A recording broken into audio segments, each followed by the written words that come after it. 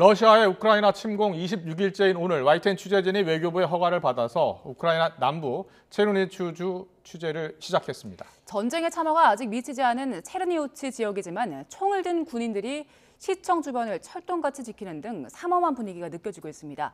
우크라이나 현지에 들어간 특파원 연결합니다. 양동훈 특파원. 네, 우크라이나 남서부 체르니우치시에 나와 있습니다. 네, 지금 양특파원이 있는 곳 전쟁이 벌어지고 있는 우크라이나인데요. 정부는 현재 일반인의 우크라이나 입국은 금지하고 있는데 어떻게 입국할 수 있었습니까? 네, 폴란드와 몰도바 접경 취재를 계속 이어오던 YTN 취재팀은 공익적인 목적으로 우크라이나 입국 취재를 허용해달라는 이런 요청을 정부 측에 지속해왔는데요. 일주일 만인 오늘 오전 외교부에서 우크라이나 취재에 대한 허가 승인을 받았습니다. 승인 직후 취재진이 마지막으로 머물렀던 우크라이나 접경 시레트에서 차량을 이용해서 이곳 체르니우치까지 이동해왔습니다.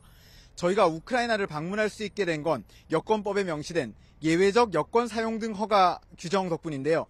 공공의 이익을 위한 취재나 보도를 위한 경우로 인정이 되면서 이곳 체르니우치주를 벗어나지 않고 2박 3일간 취재한다는 조건으로 외교부 장관 허가를 받았습니다.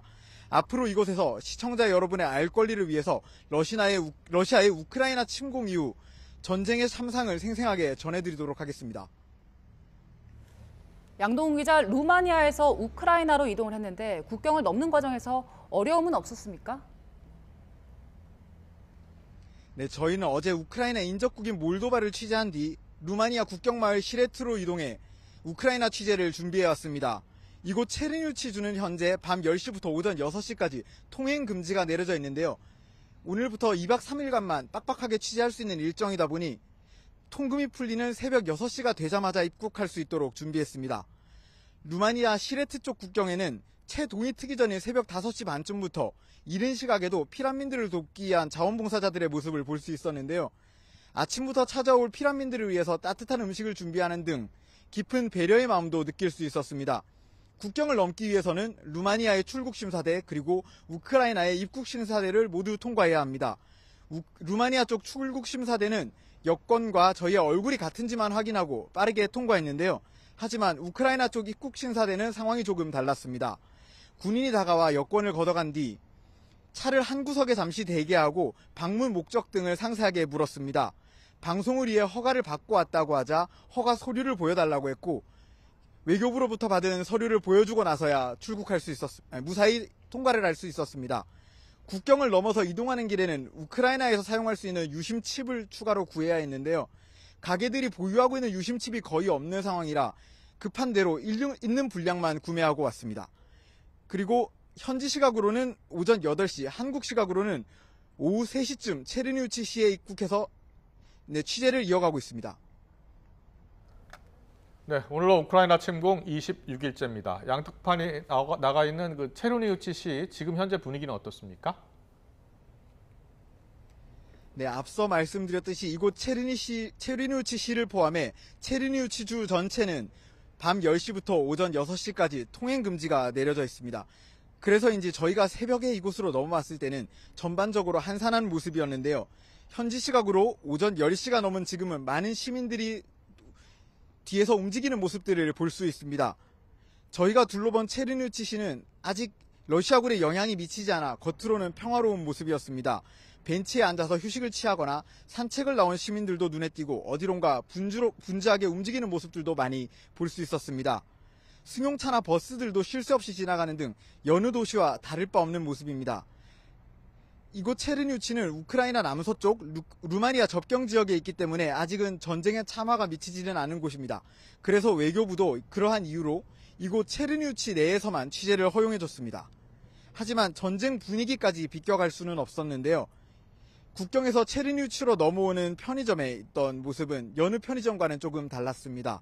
매대의 절반 이상이 비어 있었고 특히 식료품이 있어야 하는 자리들이 횡했습니다.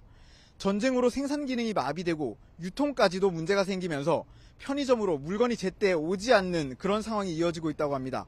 점원의 이야기를 한번 직접 들어보겠습니다. Din cauza războiului, legea au interzis ca să se vândă produse alcoolice. 또 시청 건물은 총을 든 군인들과 경찰들이 둘러싸고 철통 같은 경계를 이어가고 있습니다. 취재진이 길가의 모습을 촬영하고 있었을 뿐인데도 제지를 시도해 약간 실랑이가 벌어지기도 했습니다. 오전 9시 정각이 되자 시청 주변에는 전쟁 희생자들을 위로하기 위한 추모 음악도 흘러나왔습니다. 시민들은 자리에 멈춰서 묵념하면서 희생자들에게 위로의 마음을 보냈습니다. 이곳 체르뉴치는 우크라이나 최후방에 위치해 있고 아직 전쟁의 참화가 닥치지 않은 곳이다 보니 각지에서 몰려온 피난민들로도 북새통을 이루고 있습니다. 인구 25만 명 정도인 도시에 4만 명이 훌쩍 넘는 피난민이 몰려왔습니다. 피난민들이 거주할 수 있도록 학교 등을 거주해 만든 캠프가 도시 여기저기에 생겼고 피난민들의 집을 아낌없이 내주는 등 체르뉴치 시민들의 도움의 손길도 이어지고 있습니다. 자원봉사자 수백 명이 모여 전방으로 보낼 구호 물자를 옮기는 한편 러시아가 이곳까지 침공할 것에 대비한 준비도 이어지고 있습니다. 우크라이나 각지에서 교전도 이어지고 있는데 특히 남부 항구 도시 마리우폴의 상황이 심각하다고요? 네, 러시아군에 포위당한 마리우폴에서는 치열한 시가전이 계속되고 있습니다.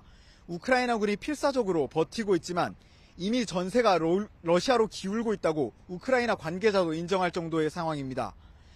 마리우폴은 러시아가 무력으로 병합한 크림반도와 친러 분리주의 세력이 있는 돈바스를 연결하는 지역이기 때문에 전쟁 초기부터 심각한 폭격이 이어져 왔습니다. 수백 명이 대피해 있던 극장이 공격을 받는 등 민간인 피해도 이어지고 있습니다. Маріуполь увійде в історію відповідальності за воєнні злочини. Зробити таке. 러시아군은 마리우폴에서 버티는 우크라이나군에 즉각적인 항복을 요구하며 최후 통첩을 했지만 우크라이나는 투항을 거부하며 결사항전의 의지를 다졌습니다. 저희는 말씀드린 대로 이곳에 사흘간 머물면서 우크라이나 전쟁과 현지 상황을 생생하게 전해드리도록 하겠습니다. 지금까지 우크라이나 체르니우치에서 YTN 양동훈입니다.